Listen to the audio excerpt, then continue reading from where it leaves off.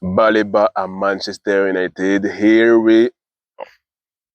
Désolé, ce ne sera pas pour cette année. Baleba n'est pas à vendre. Brighton n'a même pas communiqué le prix à Manchester United.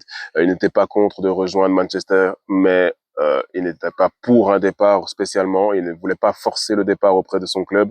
Donc cette saison, il évoluera certainement encore sous les couleurs de Brighton.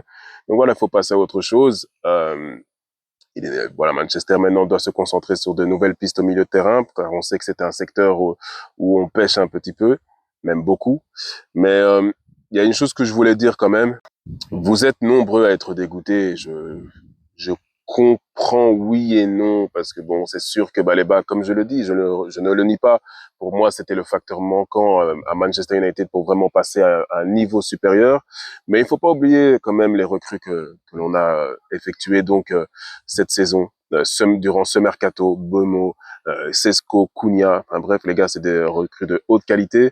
Et comme je le disais dans d'autres vidéos, on peut pas tout faire en un mercato. Voilà, en tout cas, ce qui est déjà bien, c'est que le board, ils ont vu où on avait vraiment des besoins, où on avait besoin de recruter. C'est déjà une bonne chose. Ça se fera peut-être pas durant ce mercato, ça se fera peut-être durant le mercato d'hiver ou le mercato été prochain.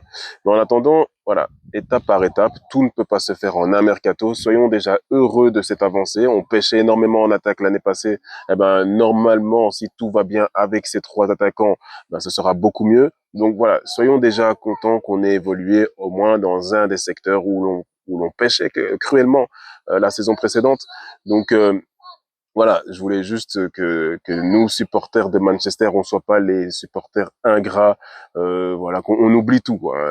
On était sur Baleba, c'est comme si on avait oublié qu'on avait recruté ces trois joueurs, donc de talent, hein, il faut le dire aussi. Donc les gars, soyons contents. Demain, c'est le premier match de la saison. On va voir comment ça va se passer. C'est contre Arsenal, un très gros adversaire. Je ferai une petite vidéo aussi sur ça. Je ferai une vidéo uniquement dans les shorts YouTube et TikTok parce que je ne suis pas chez moi pour pouvoir monter mes vidéos proprement et avec mon setup. Donc voilà, je vous ferai une petite vidéo et certainement un live.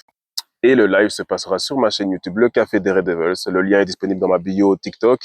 Voilà, soyez nombreux. Je vais faire un live 1 heure et demie avant le match, donc avant le match contre Arsenal. Comme ça, on va discuter un peu du 11 et de votre ressenti, de vos prédictions. Voilà, n'hésitez pas à partager vos prédictions avec moi aussi dans les commentaires. Pour le moment, mon ressenti, c'est quand même une victoire de Manchester United 2-1 et j'espère que ça va rester comme ça et j'espère que ça va se faire. Come on United.